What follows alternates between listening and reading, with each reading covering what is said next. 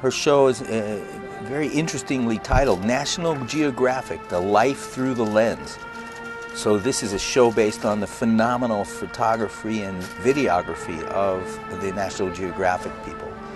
And so there's three movements that we're going to hear: Arctic glaciers, Antarctic glaciers, sunset on the Serengeti is the middle movement, and then Northern Lights is the finale. National Geographic, Life Through the Lens. One drum major this time, and this is Ezekiel Ramirez, and their design staff are John King, does music, Jim Hudson does visual, percussion is Darren Hazlett, and auxiliary is Emmy Waite. The instructional staff also includes Ryan Hamilton, Sierra Johnson, and Forrest Griffith. And these are the kind of people we were just talking about. So many teaching opportunities are open to the people out here that allow them to reinforce their own art by teaching it. I forgot to tell you how close we were to the airport. Marching band's most recent accomplishment at Willow Canyon High School is they got second place in the Valero Alamo Bowl competition in 2010.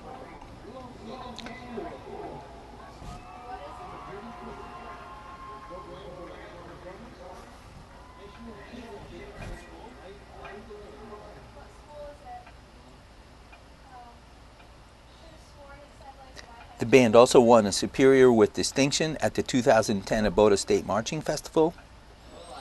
They'd like to thank the Wildcat Marching Band from Willow Canyon High School. We'd like to thank the Target Foundation for their generous donation to the program. The band would also like to thank Lisa and Greg Frost for donating instruments for our students to use, and Bill Fader for donating our music library. We truly appreciate your generosity and support. Well, that speaks volumes about this band, and Julie Trent has been incredibly resourceful to get that kind of support behind her Division III Willow Canyon High School band. They're forming. This is starting to look real interesting here. We have 3 photographs exhibit on the field, and here they come. Willow Canyon.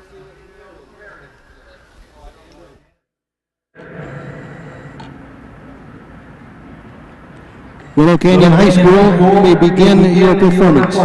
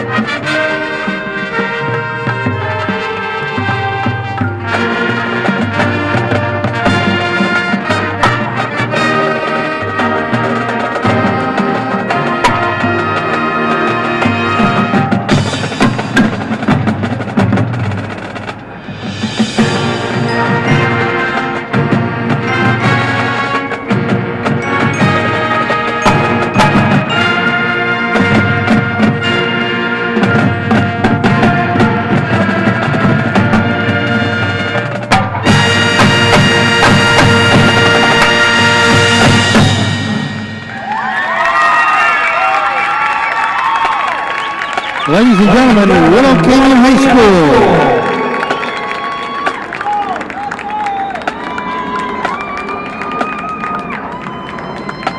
Wow, a lot to be excited about there with the Willow Canyon High School band. Julie Trent's band has really shown us some really important things here during this performance, which is we heard some wonderful balances. We heard woodwinds on the field, perfectly balanced in our broadcast. Just incredible to hear that. And the use of pods we're seeing, like little groups of 2 and 3 people keeping the music knit together while they move on the field. The ensemble of those small pods was standout as they walk by the microphones. It's like beautifully balanced. So here are these people listening to the left and right, you know, being neighbors, musical neighbors with the people next to them. That kind of cooperation while on the move is just an awesome thing to learn in this kind of an activity. The use of small brass ensembles down front.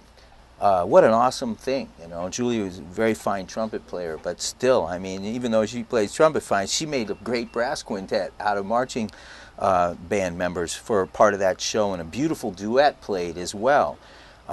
Another standout part of this show was the backfield of music that was made. It was made in balance, and we were getting it. You know, we could hear the backfield music in a new balance.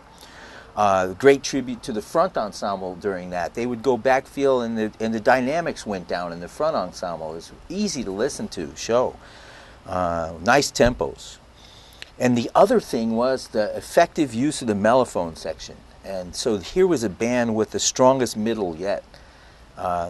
And that, you know, brings us to another shout out this morning that I got via the email. If you want to get an answer on the air or you have a question, we'll take care of it right here by emailing me. My email is sp@asu.edu.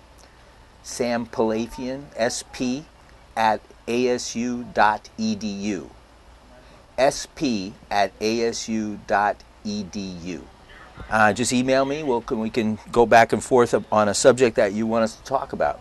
But the first shout out goes to Dr. John Erickson, the horn professor at Arizona State and another neighbor of Doug Yo's that we talked about a little bit earlier, our new trombone professor. Dr. John Erickson is watching today, and he has a background in marching bands and drum and bugle corps, and is a wonderful historian of the horn. And along the way, as you go through that history, he has wonderful alto horns and alt horns and among other things, mellophones. So he's really a student and an aficionado of the mellophone, which we see out here on the marching band field. That was effective use that we just heard of that instrument.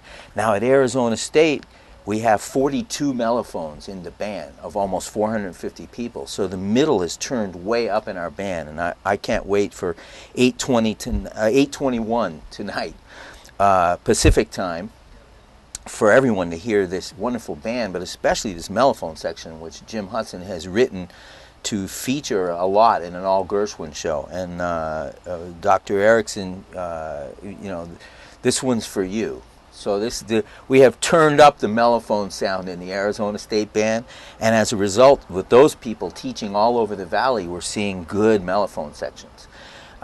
When Brandon Hotelin, the TA in conducting and wind conducting, who's working on his doctorate here at ASU, he's the section tech and rehearser of the mellophone section.